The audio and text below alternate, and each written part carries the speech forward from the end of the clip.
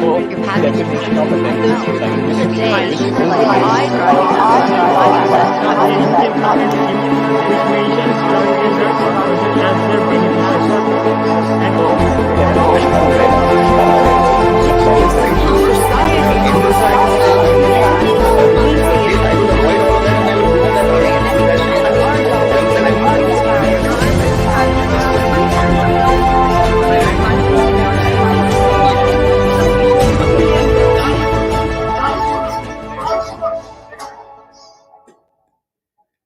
Hello, everyone. Welcome back to the 2021 series of the Fair Dialogue that we will be beginning today with a very special guest that we have here with us.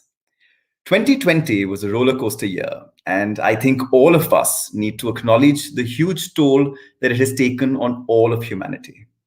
Our friends, our family, our peers, as well as all the numerous people that we don't even know the names or faces of. In the middle of all of that, it's also provided us with an opportunity to reflect on a lot of issues impacting our world today, which wouldn't have been possible without this forced slowdown in the pace of our lives. I could probably say that it has helped us normalize what is otherwise an exceptionally fast pace of life that all of us have become accustomed to. For us here at the FAIR Project, which was meant to be a 1-week residential program in Delhi in the month of July of 2020, turned into a 7-month-long online program, of which the FAIR Dialogues have become an intrinsic part of what would have otherwise been in-person conversations with only the 32 participants of the residential program. It has now turned into an online series which reaches out to all of you who are watching us today. This year is going to be no different. We will be coming to you every month with new guests, all of whom are walking the path that is different in many ways from their peers, yet with a singular vision of making our world a better place. So without spending any more time on introducing the FAIR Dialogue, let me now move on to introducing our guest today, Rishika Sharma, who is the president of the Council of Ethics of the Women's Indian Chamber of Commerce and Industry, which has a network of more than 200,000 women across the world, which makes it one of the widest spread chambers of commerce in not just our country, but the entire world. She is also a member of the 8 Goes One Foundation and co-creator of the FAIR Project. Over the years, Rishika has lent her voice to numerous causes, especially for those who find it difficult to have their voice heard. Although I know from my conversations with her in the past that she does not like to be called a representative of all of these voices, but I think we'll get into more of that during our conversation with her today. So welcome, Rishika. It's an absolute pleasure to have you here with us to start off the 2021 series of the FAIR Dialogues. Thank you so much for joining us. Thank you, Ramit. Thank you so much for having me here today. It's absolutely wonderful to be able to join all of you as well. Great. So let's begin. Let's just get straight into it, right? I want to take on from my introduction of you and ask you the one question which I am assuming has been thrown your way quite a lot, right? As is also the case with all men and women who end up becoming a voice for our society. And when I say society, I say it in spite of the fact that we all recognize that our society is extremely vast and is made up of many different demographics, right? But that's probably what leads to a criticism of sorts of such individuals like yourselves, where the question that's asked is that can you actually be representative of all of these various demographic distinctions that we have in our world and in society? And more so because, like you, many of these men and women come from privileged backgrounds. You, for example, have been born and brought up in an urban city, New Delhi, that is, right? In that light, like, do you actually think that your personal demographic and privilege impacts your ability to be a representative of women across our country? So firstly, I think you're right. This is a question that I have been asked a lot of times in the past few years. And I think that's why there are a lot of things that I would want to address to answer that one single question of yours. To start with, my aim never has been or never will be to become a representative of women across our country or the world or even in my neighborhood, as you rightly pointed out in the introduction. one thing that we must stop doing is understanding women as a homogeneous category. Every woman is different and is placed differently within a society or a community. Every woman faces different types of struggles in their everyday, and every woman needs to be seen as an autonomous individual before being categorized as anything else. Which is why, to go back to my initial point, for me to think of myself as a representative of women, even in my neighborhood, would be rather counterintuitive to the way I feel about such a homogenization.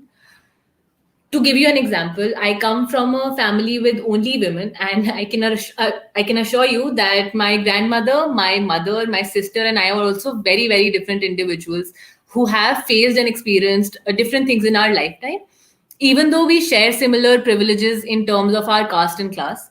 And the reason I mention caste and class here is because those are usually the distinctions used to differentiate between women in our country, and almost always to their detriment.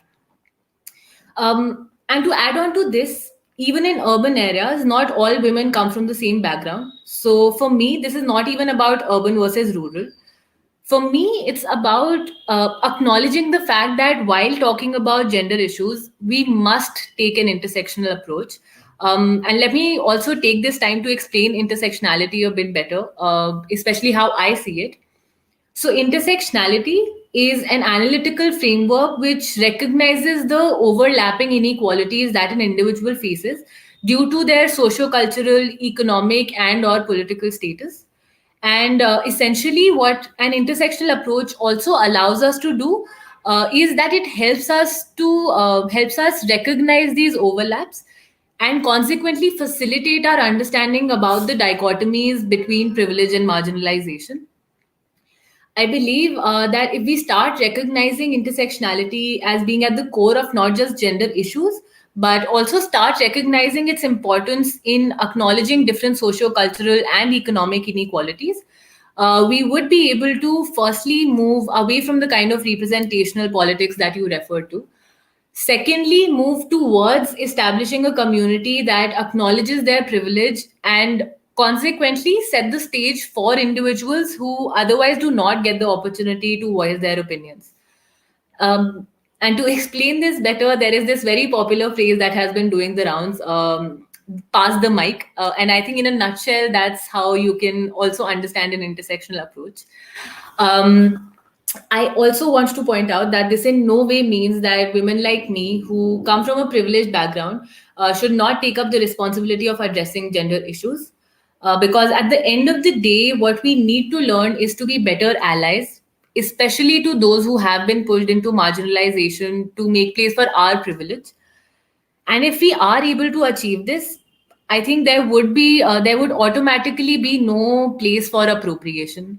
And just to connect this to my earlier point about not classifying women in one big category, when we attempt to homogenize women, what we end up doing is that we undermine the struggles of those women who are at the margin of margins. This also leads to a homogenization of struggles of women across the country and the globe, which is not only incorrect, but also never allows for all individuals to be on an equal footing. So, for me, gender issues are deeply interlinked with an individual's identity. And to be able to create a gender equal world, we must start by creating safe and inclusive spaces where every individual is equal, irrespective of their gender, caste, class, race, or any other socio-cultural distinctions.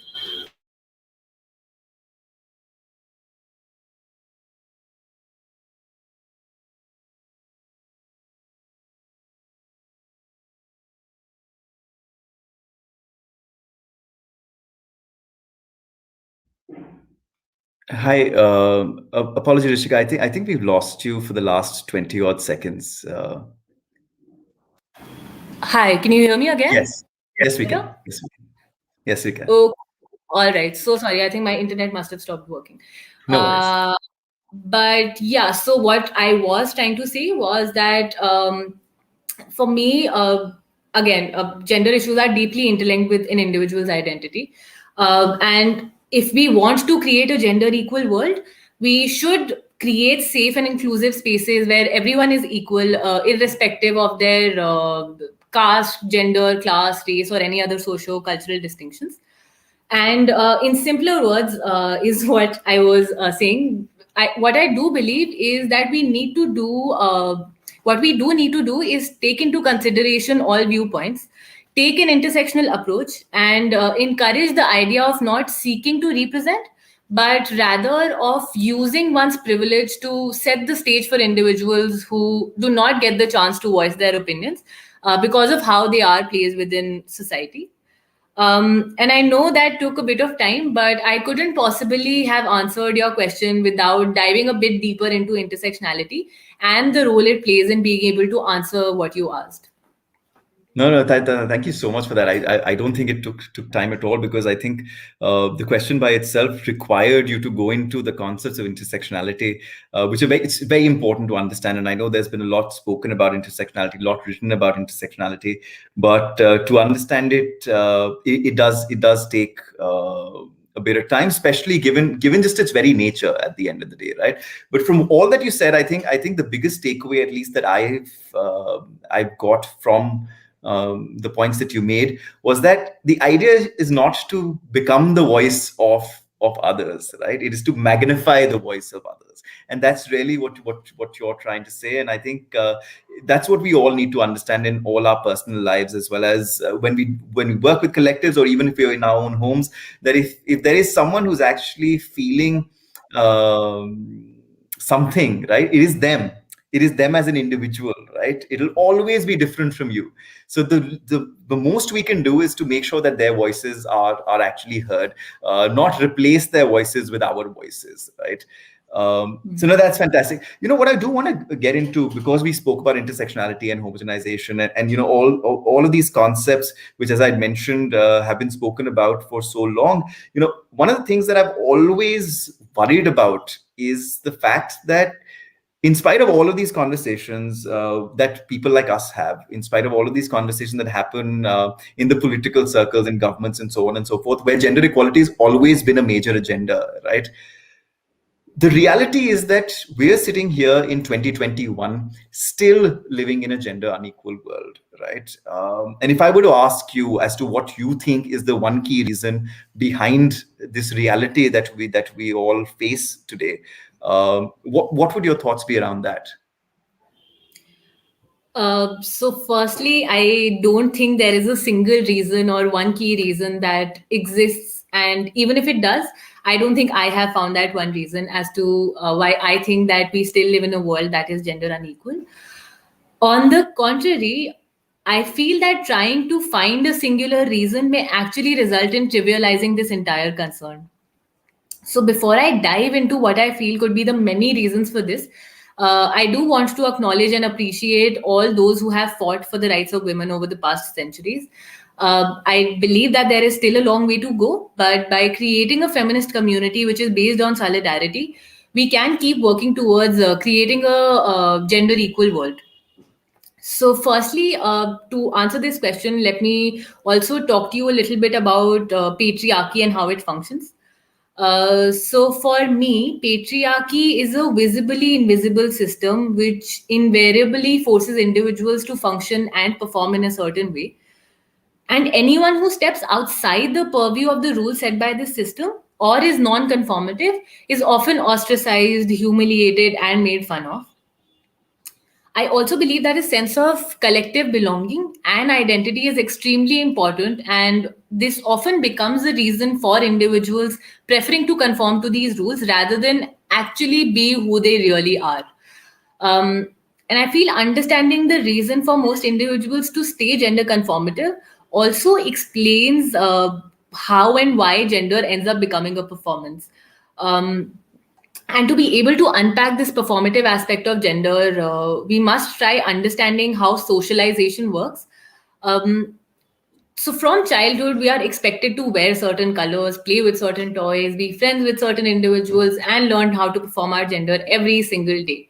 So, gender performativity is one of the many reasons through which gender norms and stereotypes get perpetuated. And in order to achieve gender equality, it is essential that we try breaking away from such gender norms. Um, and to talk to you a little bit about how socialization works, let me quickly share a story with you. So, one of the research studies that I conducted explored the relationship between toys and gender. And now, of course, if I'm researching about toys, I had to talk to the primary customers of toy brands. So, I ended up spending a lot of my time with 3 to 7 year old children. And it was surprising to note how children as young as 3 and 4 already knew how to perform their gender. So, in one of the many play sessions during that time, I found myself having to entertain a 4 year old boy and a 3 year old girl. So, while the girl showed me her kitchen set, I asked the boy whether he likes to play with kitchen sets too. And before the boy could respond, the girl jumped in to explain to me how he is a boy and he can't play with kitchen sets because that just isn't something that boys do. So, even for someone like me who understands these dynamics, hearing this from a 3 year old still came as a surprise. Um, and that's why what I think is when right from our childhoods, we teach our children how to behave through different means of socialization, it becomes extremely difficult for them to be able to unlearn such norms as they grow up. And with that, I think I've tried to touch upon patriarchy, which within which I have spoken about concepts of performance and socialization. But before I conclude, for now at least, I do also want to touch upon an aspect which I personally believe plays an extremely important role in perpetuating gender inequality. That is the language that we use. So while the most obvious example of this could be analyzing most abuses in either Hindi or English, I only mention these two languages because they're the only languages that I know. We can also try unpacking some other commonly used words to see how they perpetuate gender relations. So, to give you a few examples of such words, the most obvious ones are mankind, man made, manpower, and so on. However, I think it also becomes important to analyze words which otherwise seem to be harmless, like eve teasing, which is a term that is very, very commonly used. So for me, I think what teasing does is that it takes away from the seriousness of the issue of harassment. You tease a child by not giving them a chocolate or your friend by pulling on their sleeve. What happens to women on the streets, in their offices, and even in their homes is not teasing by any far stretch of anyone's imagination. So while I can keep going on and on about many other reasons, many of the other reasons why this inequality probably continues, I will save that for a later discussion as I think that would take up far too much time.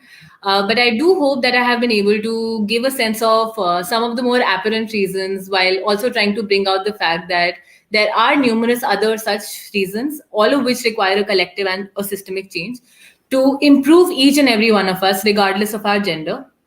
This has to be a process of continuous learning and unlearning. At least I don't see any other way. No, I get that, Rishika, and I think I'm sure I can speak on behalf of everyone who's listening in right now that we'd be more than happy for you to talk to us about all the other reasons as well, because the manner in which you explained patriarchy, performance, language, this is probably a session for which if I did go to college, I'd probably be sitting in the front bench to listen in because it was as clear and straightforward as you would actually put it across. So thank you so much for that. I think that was extremely useful. One thing I did notice slightly, right throughout our conversation so far over the last 15 odd minutes or so, I think that there's a lot of calm in the way in which you are talking about issues which are otherwise extremely sensitive, right? But what I did catch upon was a little bit when you were talking about eve teasing in particular. I could sense a bit of emotion coming in as well, right? And that's what ends up happening in a lot of conversations around us, right? When we're talking about gender in general, is that someone or the other allows emotion to result in impatience, right? And that's something that hampers the kind of dialogues that we end up having in our society, because it's very difficult to have a dialogue with someone when there is emotion behind it, because that invariably means that either you will not meet your end objective, or Worse, you will actually go even further away from your end objective because of the kind of impatience that surrounds us right now. So my question to you actually is, right, and I'm sorry I've probably convoluted this quite a bit, but I do want to try and get my question in, which is, from your standpoint, when you're looking at the kind of issues that you're looking at, what is more important for you? Is it to have these dialogues and convince people of what you're trying to say and for them to understand your viewpoint? Or is it to achieve your end objective, even if that means that you don't necessarily need to engage in the kind of discussions that will invariably get emotional, will invariably lead to impatience, right? From both sides, men and women both. So just over to you on that. Okay, so it may seem like I'm avoiding straight answers to any of your questions, but that's also the kind of topic that we are discussing today. I feel there are no linear answers to these questions, but let me try. So for me, I do not think that the end objective can truly be achieved till the time people understand this viewpoint. You'll notice that I'm not talking about my personal viewpoint, because at the end of the day, for me, it's not important to be proven right or to achieve this objective in the way that I foresee it to be achieved. What's important is that we achieve a gender neutral world. And even if that means that some of my thoughts have to be disregarded or disputed along the way. So when I say what's important for people to understand this viewpoint, what is important for people is to understand this viewpoint. I'm also including myself in that as well, because to get there, I believe that it's absolutely essential for me to be able to have conversations with people who do not hold the same views as I do, and be able to explain to them as to why I'm saying what I'm saying, and collectively find a way to achieve a gender neutral world. Now, this could include, for instance, what I said earlier about language being gendered. If I'm able to make individuals understand why it's important to stop using gendered language, I can invariably initiate the process of sensitizing these individuals just through conversation itself, right? But of course, this is an extremely difficult task, and I feel the reason why it becomes so difficult to talk about gender equality is because gender essentially fuels the power dynamics within a society, in order to keep one gender at the top of the hierarchy. Other than this, since socialization is so deeply ingrained in individuals, it also becomes difficult for us to unlearn. And this is the key, right? Unlearning. Unlearning is an extremely uncomfortable process, and one that we are not trained to do so. On the contrary, we are trained to rely upon our learnings throughout our lives, which is why when it comes to gender, we have to go against our natural instinct and recognize the extra effort that is needed to unlearn these gender norms. And then again, we also need to admit to ourselves that everything that we felt about gender was perhaps unfair and unjust, and further admitting that it also makes us unfair and unjust. Um, Apart from this, I feel the lack of patience also comes from a place of this frustration of having to admit that we were wrong. So while people advocating for gender equality get upset because from their standpoint they are trying to put forward something extremely simple and important, people who believe that we do not need gender equality, or the people who say that we have already reached a place of gender equality, perhaps lose patience because they in their personal lives have either not witnessed this inequality for themselves, or seen the men in their families being subject to inequality and harassment. This is also why I think it's important, as I keep mentioning, to see the feminist movement as one that speaks for all genders and not just women. Um, so I think in order to have a patient dialogue, what we do need is to get more and more people to do what the FAIR project is teaching young adults to do, to reduce impatience in conversations and to make them more fruitful. Individuals must fact find, put themselves in the shoes of other individuals by trying to advocate for alternate viewpoints, introspect, and most importantly, try and understand the reasons behind their positions in order to reach a conclusion as to whether what they're advocating for is fair and inclusive or not. At least that's what I think. No, a lot of valid points, Rishika. I think a lot of which makes a lot of sense to me. And again, as you're aware, that's exactly what we're trying to do at the FAIR project as well, is to make sure that people give each other that time and space to hear each other out and to be able to understand what's actually going on without losing this patience, right? But I do want to move on to a lot more of the more recent work that you've been doing. But before that, I do want to ask this question, because you did mention natural instincts, right? From your perspective, just this entire conversation about emotions and impatience, and as what I keep saying all throughout our conversation so far, that you've been able, that you keep as calm and as clear as you can on these issues which are as sensitive as they are. How do you actually manage to keep these emotions in check, or is it just that there's just been so much that's been going on that now you found a way to be able to communicate without these emotions?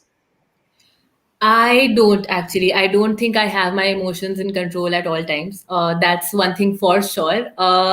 But I also lose patience sometimes when I'm having conversations. But that's also another thing that I have been working towards, because, as I mentioned, right, it becomes extremely important to have conversations with the people who do not hold the same viewpoints as you do. So I do get impatient sometimes. I do, lose my temper sometimes. I do get emotional sometimes.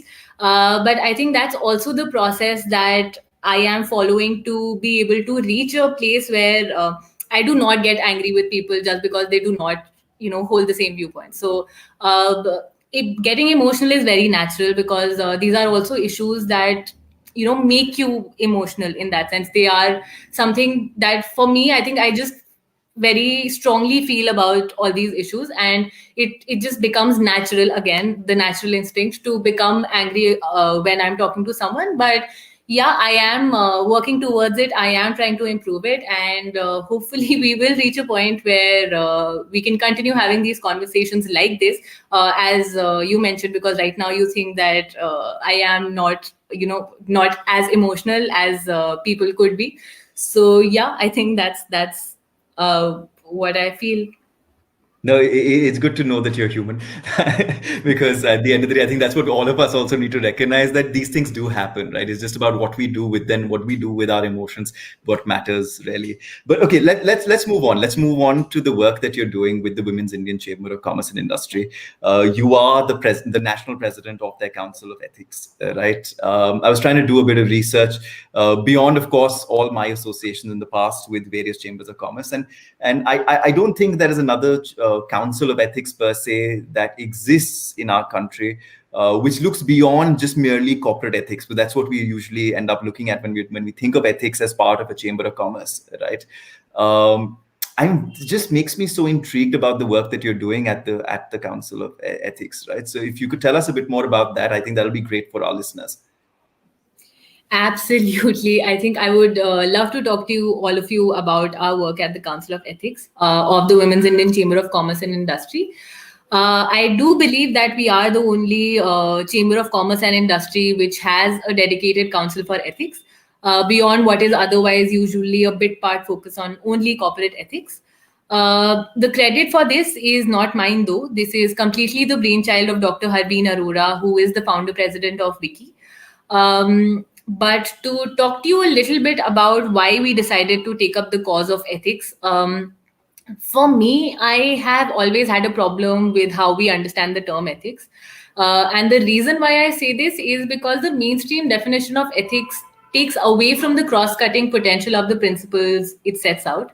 Um, and what we aim to achieve through the Council of Ethics is to be able to redefine the word ethics, to move away from the moralistic understanding of it, and gear the conversation towards doing things that are right. And of course, this right must be based on principles of inclusivity and equity. We do have a lot of plans on how we want to take this vision forward, and we'll be sharing these plans with everyone else on the 5th of February. But for now, let me quickly give you an idea about some of the things that we have been doing at the council. So currently, we are working towards strategizing our Council of Ethics partnership program, which is aimed at collaboration with individuals across demographics. We want to be able to ensure that everyone can participate, and for this reason, decided to divide the program into 5 tiers, depending on the tasks assigned at each of these tiers. The idea for us is to be able to create a community that keeps ethical considerations at the forefront and provide individuals with the appropriate knowledge of different intersections between ethics and other aspects, including social, commercial, personal, political, amongst other such spheres. We are also soon launching our first edition of an annual review on the state of sexual harassment in India. For this year, we have concentrated on workplace harassment and have analyzed the Prevention of Sexual Harassment of Women at Workplace Act to focus on corporate ethics. We drafted this review using both primary and secondary methods of data collection and received 3,395 unique responses for the surveys that we circulated to employees and employees across the country. Apart from this, having taken inspiration from the FAIR dialogues, we also plan on hosting a series of ethical discourses to mainstream the agenda of ethics. And finally, at Wiki, we also have access to over 100 councils that promote bilateral relationships between India and other countries. And we are hoping to develop a more universal understanding of ethics, which can truly transcend national boundaries and be applicable on all of humanity. We have got the fortune of having these councils in many different countries, some of which have already adopted a feminist foreign policy, which keeps feminist ethics at its core. So exciting times ahead.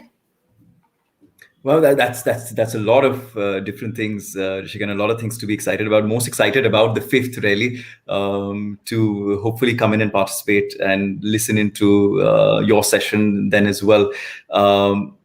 Of all of these things, one thing that's caught my attention, but I will speak about that later, is you mentioned the feminist foreign policy, right? I'll be very honest with you, that's not really something that I know too much about, so we'll probably get to that at some point in time. But I do want to start with just sexual harassment, right? I think that's just been such a massive concern in workplaces across all the companies that I work with as well, that we've consulted to, and everything that we see around us.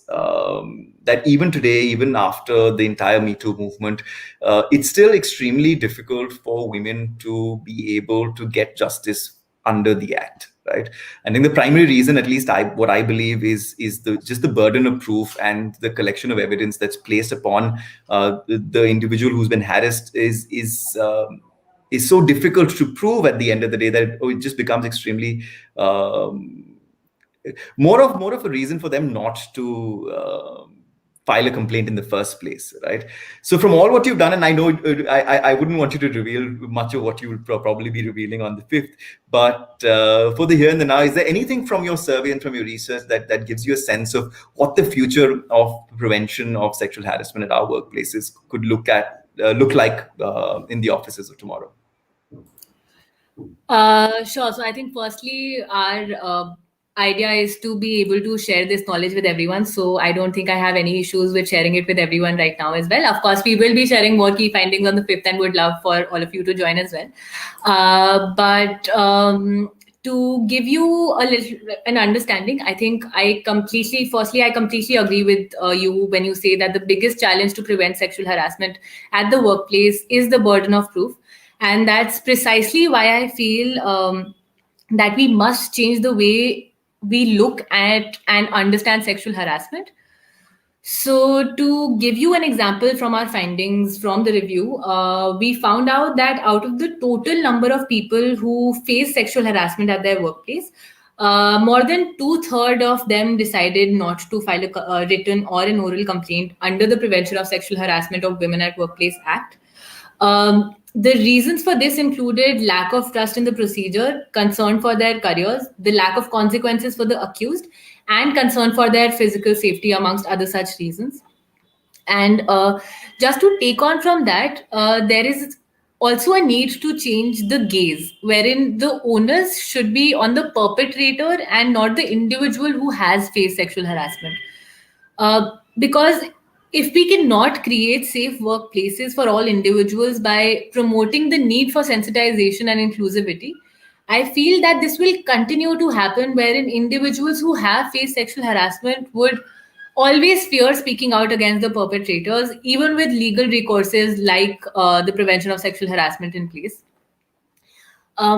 And since we are talking about sexual harassment at the workplace and the collection of evidence, I'd also like to point out that in our surveys, most HR and CXO respondents said that there should be more investigation time as compared to the current stipulated time period of 3 months, which again indicates a need for policy improvement. Apart from this, all the conversations we have been having with experts who have been working in this sector have indicated how there is a strong need to make the Prevention of Sexual Harassment, the act, more gender neutral, and make it a gender neutral law in that sense. And I think for me, it's not surprising, but rather disheartening to know that this only single law governing sexual harassment at the workplace in India covers only women, which is it's we should be covering all genders, right? So while of course I do know that it's mostly women who have to face the brunt of sexual or any kind of harassment, not having a policy that protects other genders is extremely unfair and unjust in my opinion. And here again, I would like to reiterate the performativity aspect of gender that I spoke about earlier. Gender as a performance also limits us from viewing sexual harassment as a systemic issue, which arises from the way in which patriarchy functions. Um, I think that what we must understand about sexual harassment at the workplace is the fact that workplaces do not exist outside of our society. The individuals who make up these workplaces are products of this very patriarchal upbringing that I have been referring to. And therefore, I think what's most important for us is to work towards bringing systemic changes, such as generating awareness, sensitizing individuals, amongst other such things, to actually be able to make sexual and other forms of harassment a distant reality for everyone.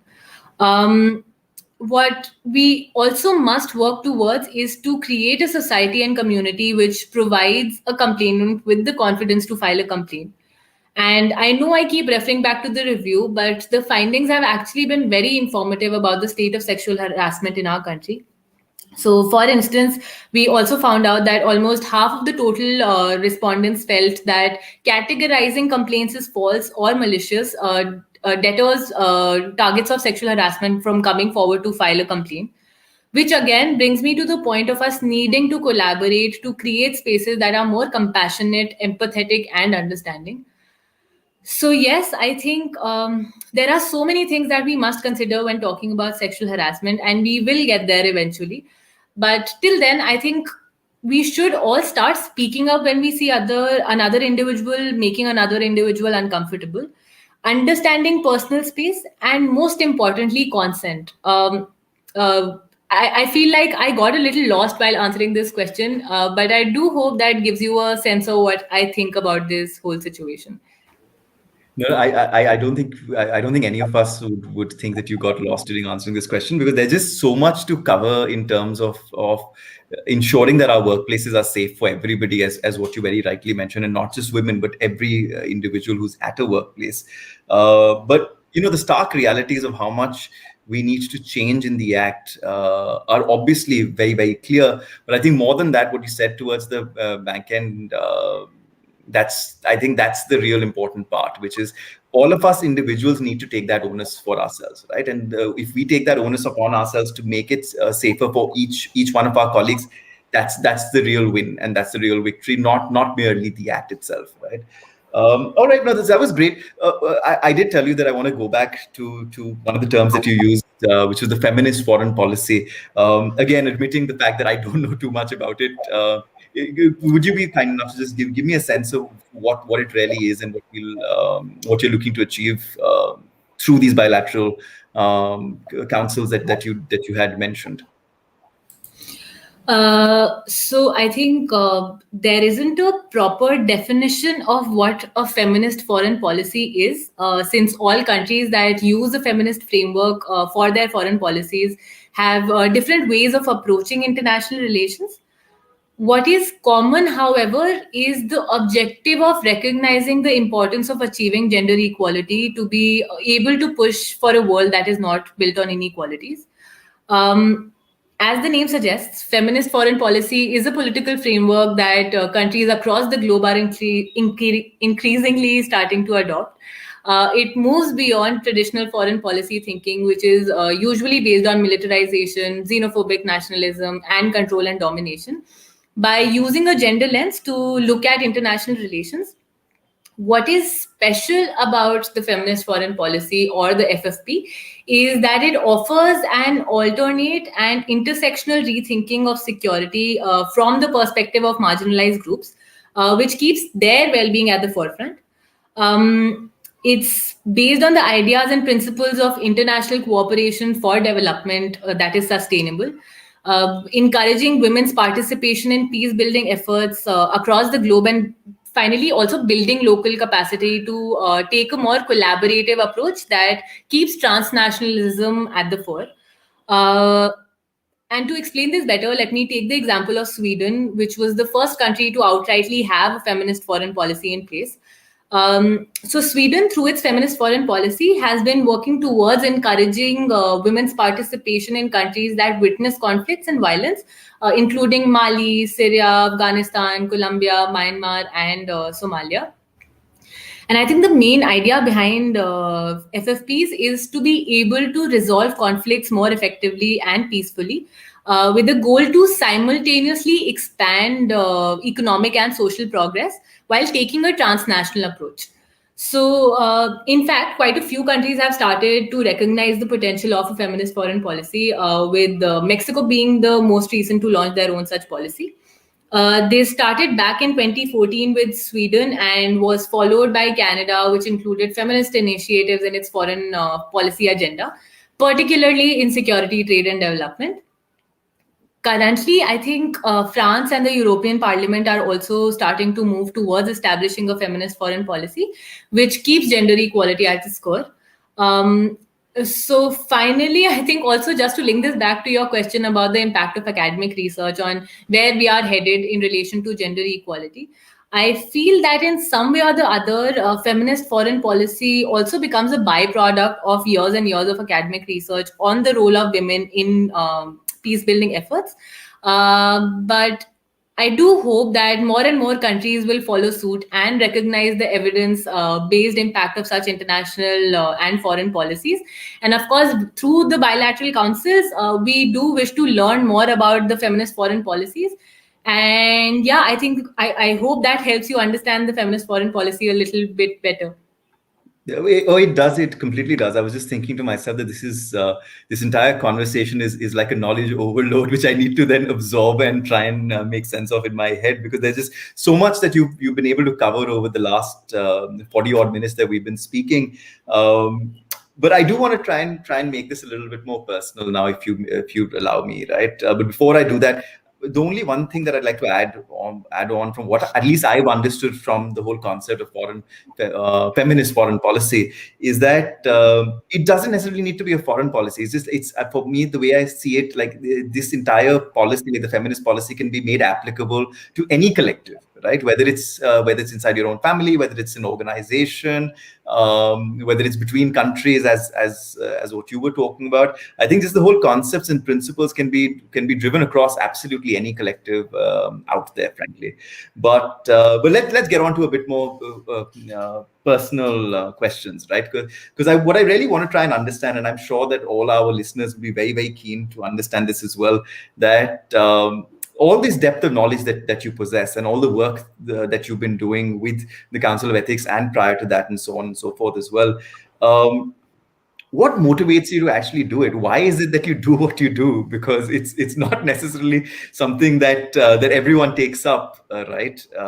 We wish that more and more people would take things like this on, but I think once people hear and listen to the reasons why perhaps you do, hopefully that could trigger something in others. So I'm really eager to hear the reasons behind why you do what you do. So that's a question I've never really thought of that well. So I don't know if people can take inspiration from what I'm going to say next. But for me, I think why all of us do what we do has a direct correlation with our experiences in the past. And likewise, if I try to think why I do what I do, I can't help but reflect on all the various different experiences which definitely played a role in shaping the way I think. Consequently, also having an impact on why I'm doing what I'm doing. Um, but to go back to when I was a kid, as I told you earlier, right, I have grown up in a family with only women, and I believe that I've immensely benefited from our struggles that have elicited a type of resiliency that only a positive feminist lifestyle can achieve. Um, I've seen how society treats women who aren't protected by men. I've seen how women can be snarky to other women. I've seen how patriarchy doesn't always traverse into physical violence, but how it subtly works through mentally trying to make women and men as well doubt themselves at every single step of their lives. But even more importantly, and what I truly believe makes me do what I do, is the fact that I've seen these women I've grown up with resist every single day of their lives. So for me, and again, I think I'm going to end up giving you a non-linear answer, but my inspiration for doing what I do comes from being a woman who understands gender dynamics, while my privilege comes from the women in my family and their resolve. And honestly, I think that's where it started, right? My repulsion to patriarchy without really knowing back then that what I had detested had a name. When I got to my undergraduation, I decided to take up English literature, which introduced me to feminist theory. There were many reasons why I started developing an inclination towards feminist theory, but my experiences while growing up definitely played an important role in it actually resonating with me. In fact, it was a professor of mine, Reena Ramdev, who is also our council member at the Council of Ethics, by the way, who made me realize why it's important to take language into consideration when talking about how societies function. She was also the one who pointed out how eve teasing takes away from the seriousness of harassment. And you know how there are some things that just stick with you. These experiences and conversations were some of those things for me, and everything gradually started connecting and flowing once I started to explore and recognize how gender gives individuals a strong sense of identity, and how that traverses into gendered power hierarchies. This, of course, led me to start looking up for things I could do to understand these power dynamics better, which made me do my master's in gender studies. So, yeah, that's basically what happened. I did my master's, gathered the theoretical knowledge about gender, power dynamics, politics, and other such things. And ever since, decided that it has to be my responsibility to use this knowledge to work towards creating a world where everyone is treated equally, regardless of their gender, caste, class, race, or any other such parameters. So yeah, I think that's why I do what I do.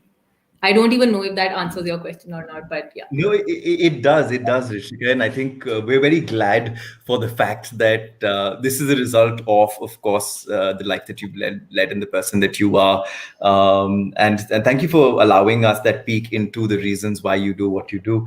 But one of the takeaways that at least I've got from this, and I was actually, while of course I was very glad for the manner in which you are doing what you're doing, but what also worried me is that the kind of strengths that you clearly have, right, which is as what you very rightly said, is a consequence also of your family and the women in your family that have passed on that strength to you. There are a lot of women in our world who unfortunately don't have the privilege of being strong, right? Who are not in the kind of position where they can be strong in the first place, right? Uh, how do those women end up doing the kind of things that you do, right? Because, and how do they speak up? How do they try and fight the patriarchy that we're talking about at this point of time, if that is the fight that we're looking at? But how do they, from their position of underprivilege, reach a position of strength? Like, if you have any thoughts on that. Um, so well, For starters, I think all women are strong women. It's just that sometimes individuals are forced into circumstances and situations which they are unable to pull themselves out of. And for this reason, as I said earlier, right, since I have been extremely privileged to have such supportive people around me, what I want to achieve is to be able to create a community which takes care of everyone and provides everyone with the kind of support that I was fortunate enough to receive. Um, and I believe that's exactly what we are also working towards through everything that we are doing at 81 as well as the Council of Ethics. We must create supportive and empathetic communities which allow individuals to be themselves so that they can thrive in their own capacity and become their own role models. And in a recent conversation at the celebration of the International Day of Education with UNESCO New Delhi, I was also talking about the role youth can play in rebuilding better post the pandemic. And I was talking about how there is a need to encourage our youth to collaborate rather than compete with each other, because that's what we are taught all our lives. And I think that's also something we should incorporate while moving towards creating communities that are inclusive and conducive for everyone. Um, Another thing that we should take into consideration, which is also something I've mentioned a few times in our conversation today, is the fact that we must start giving more importance to the need for systemic changes. Because if we are able to create a system where young girls and women are taught to believe in themselves and their capabilities and capacities, I genuinely believe that all women can be their own role models. And for me, honestly, the idea is to be able to use my privilege to create many such spaces for all individuals, especially women. And I know all this probably sounds theoretical and philosophical, maybe even utopian to some, but I truly think that changing the system at its root is what is required. And once we recognize that and start moving in that direction, I am sure that we wouldn't even need to be asking such questions in the first place. Yeah, that's all our hope as well, Rishika. I think to be at a place where these questions just become redundant by themselves, right? Because that's when we know that we've actually achieved what we're looking to achieve at the end of the day. I know we're closing into the hour mark, right? But before I get on to our final question, there is just a quick observation that I had, which I would just want to get your thoughts on. Right through this conversation, I think the one thing that I can see has been common across all your answers is that you've always spoken about both men and women and individuals in that sense, right? When you were speaking about performance, you spoke about both the girl child and the boy child. When we were talking about sexual harassment, you spoke about making a safer space for individuals. You didn't necessarily say women, and you actually made a very categoric point that it needs to be for all individuals. Even right now, as I was listening to this answer, I heard the word individuals a couple of times again, right? So, just your thoughts on this, like this approach of how whether it's patriarchy, whether it's or when you're saying gender equality, it's actually something that impacts both men and women, like all genders in that sense, right? So is this something which is very like it's a concerted effort from your end, or is it something? Is it just how you actually feel about this entire issue? I think there is absolutely no doubt about the fact that patriarchy affects men as much as it affects women and all the other genders for that matter. Uh, since it's a societal system that is usually overarching as well as cross cutting, everyone who is born into patriarchal societies invariably get affected by it.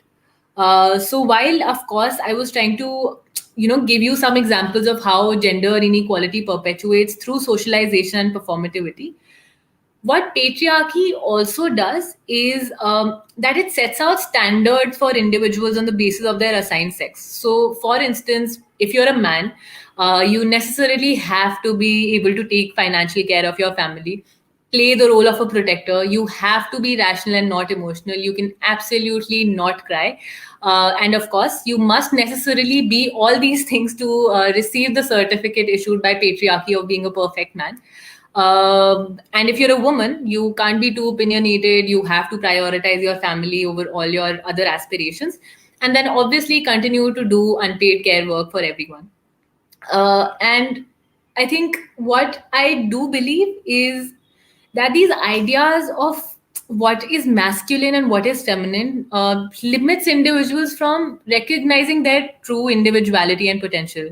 I genuinely do believe that the world will be a much, much happier and peaceful place to live in if we are able to move beyond such rigid norms and systems related to gender, right? So I think that's also one of the reasons why I continue saying individuals than man or woman. And another reason is because, as I mentioned, right, I also feel that language plays a very, very important role in understanding how gender inequality perpetuates. So I think, yeah, that's some of the reasons why I do think that patriarchy affects all genders equally. Thank you for those insights. I think that's extremely useful. I'm sure that all of us, as what you said very rightly, right? It's our choice of words as well at the end of the day, right? Again, I would personally always hope that we live in a world where choice of words do not matter as much, because we all know that we all are coming from the right place, right? Where we all give each other the benefit of doubt that, if we're saying something, we're meaning it with the best of our intentions. But till such time, I think language, unfortunately for the here and the now, plays a very important role. And just recognizing that when you're addressing these issues, that you do try and be inclusive, intersectional, all of the various things that you've spoken about today, just becomes so important for all of us to do. Before we let you go, though, of course, there is a customary question that we have to ask you, and I know we've spoken about this right throughout this entire hour, because pretty much everything that you've spoken about emanates from a place of fairness, also, right? But from your standpoint, I think we would like to know, if you could, in a nutshell. I know it's probably difficult to do it in a nutshell, but give us a sense of what fairness actually means to you as an individual. So I think for me, fairness is a lot, as you mentioned, right, about keeping intersectionality at the core of everything that we do as individuals and communities. And that's exactly why I think what the FAIR project is doing in terms of inculcating fair decision making, it is what fairness also essentially means for me, right? So I think I believe that in a world that is increasingly moving towards intolerance, it's absolutely essential for individuals to fact find, advocate for alternate viewpoints, introspect and rationalize before coming to a conclusion. And I really do believe that this methodology has the potential of making the world a fairer and inclusive place for every individual. So, fairness for me, I think, is about recognizing our privilege and the long distance that we'll have to travel to be able to inculcate such decision making skills in individuals. So I think that's what fairness is for me in a nutshell. No, very well said. And I think, again, as I can say, right throughout, all of our conversation, I think things for all of us to think about and ponder upon, in order to be fairer as individuals, and to be able to be motivated to create a world that's fair for everybody, right? To do our role, not just for ourselves, but for each and everyone around us. I think that's really the critical part of the entire message that at least I have received from all that you've said here today. So before we let you go, we've kept very good time. So I'm extremely proud of ourselves right now. But any last words before we end this conversation for today? Not as such. I do want to thank you once again, Ramit. It's been a great conversation. It feels nice to be able to have these conversations in the public sphere as well. But that's also where we must acknowledge the fact that all of us, in our individual capacities, need to move forward from these conversations and take action in order to actually end up making a difference.